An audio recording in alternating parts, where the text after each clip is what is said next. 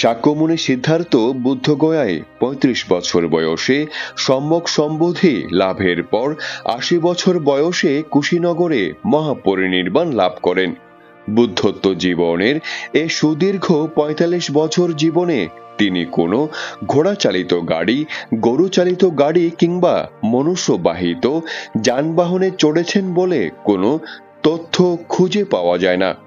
অর্থাৎ সোজা কথায় তিনি কোনো মনুষ্য কাঁধে কিংবা পশুর পিঠে আরোহণ করেননি বা কোথাও যাননি।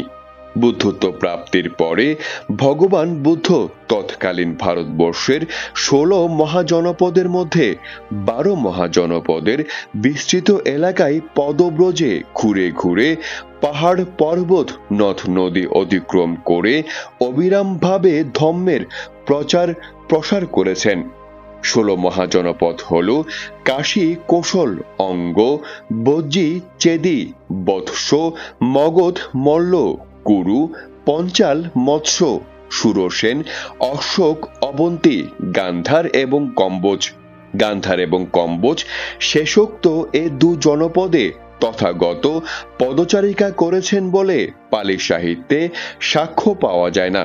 কিন্তু গান্ধারের তৎকালীন রাজা পুক্কর সাতি ব্যবসায়ীদের কাছ হতে বুদ্ধের সম্বন্ধে জেনে তিনি বুদ্ধের সাথে সাক্ষাতের উদ্দেশ্যে মগধের রাজধানী রাজগৃহে এসে সদ্ধর্মের অমৃত রস পান করেছিলেন বলে পালি সাহিত্যে উল্লেখ পাওয়া যায়।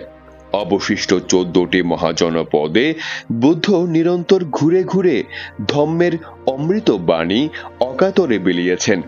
যেখানে বুদ্ধ পৌঁছতে পারেননি সেখানে পরবর্তী সময়ে মহান মৌর্য সম্রাট প্রিয়দর্শী অশোক তথা মহান কুষাণ সম্রাট কনিষ্ক প্রমুখ রাজাগণ সদ্ধম্মকে পৌঁছিয়েছিলেন।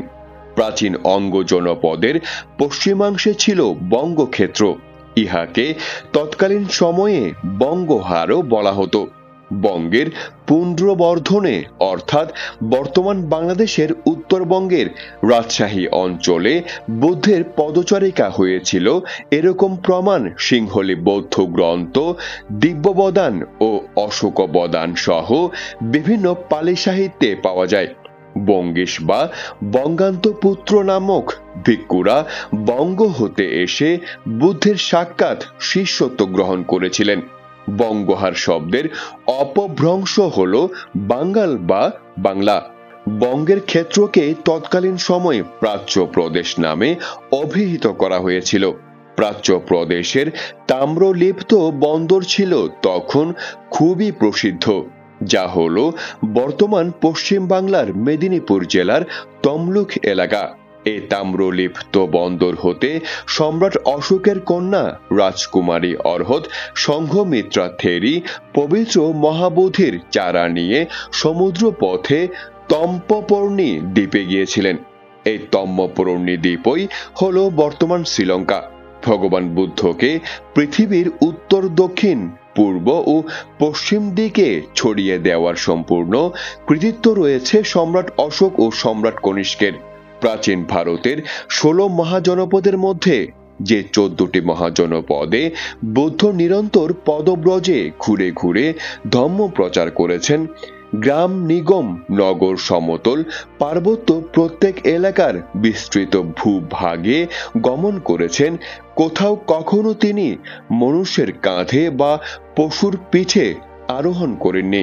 তৎকালীন সময়ে যদি বুদ্ধ ইচ্ছা করতেন তাহলে অনেক রাজা, মহারাজা বা শ্রেষ্ঠীরা বুদ্ধের যাতায়াতের জন্য অশ্বচালিত, ষাঁড় চালিত বা গজ চালিত রথের ব্যবস্থা করতেন।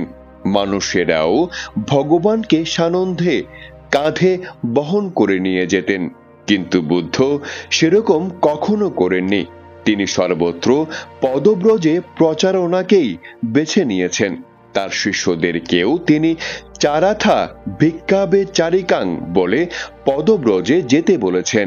ভগবানের নিকট ঋদ্ধি শক্তি থাকলেও তিনি তাও সবসময় সর্বত্র বিনা কারণে প্রয়োগ করেননি। শিষ্যদেরকেও তিনি ঋদ্ধি প্রয়োগ করতে কঠোর নিষেধাজ্ঞা প্রদান করেছেন। পালি সাহিত্যে বুদ্ধ সময়কালে কেবল দেবদত্ত স্থবিরকে পালকির সাহায্যে কাঁধে বহন করে নিয়ে যাওয়ার তথ্য পাওয়া যায়, তাও তিনি ছিলেন অসুস্থ সে সময়ে। বর্তমানে বাংলাদেশে কৃত্রিম অরহত এর মহড়া চলছে সর্বত্র। তারা প্রত্যেকেই হলেন স্বঘোষিত ও নিজেকে প্রকৃত এবং অন্যদের নকল অরহত বলে দাবি করে থাকেন। তারাই সুস্থ সবল থেকেও মানুষের কাঁধে চড়েন, পালকিতে চড়েন, আরো কত কি। এসব দেখে মনে হয় তারা দেবদত্তকেই অনুসরণ করছেন, বুদ্ধকে নয়। যে সকল উপাসক উপাসিকারা তাদেরকে শ্রদ্ধায় নতজানু হয়ে কাঁধে বহন করে নিয়ে যান, তারা সত্যিকার কোনো ধার্মিক নন। এরা হলেন একান্তই ধর্মান্ধ লোক। প্রকৃত ধার্মিক বা ধর্মস্থ কখনো ধর্মান্ধ হন না, তাদের আচরণও সেরকম হয় না। বাংলাদেশে ধার্মিকের সংখ্যা খুবই কম, 95% হলেন ধর্মান্ধ। তাদের উদ্দেশ্যে বুদ্ধ ধম্মপদের পণ্ডিত বর্গের 10 সংখ্যক গাথায় বলেছেন, ধম্মসাগরকে অতিক্রমকারী লোকের সংখ্যা হলো খুবই অল্প। অবশিষ্ট লোক কেবল তীর পর্যন্তই দৌড়ে পৌঁছতে পারে।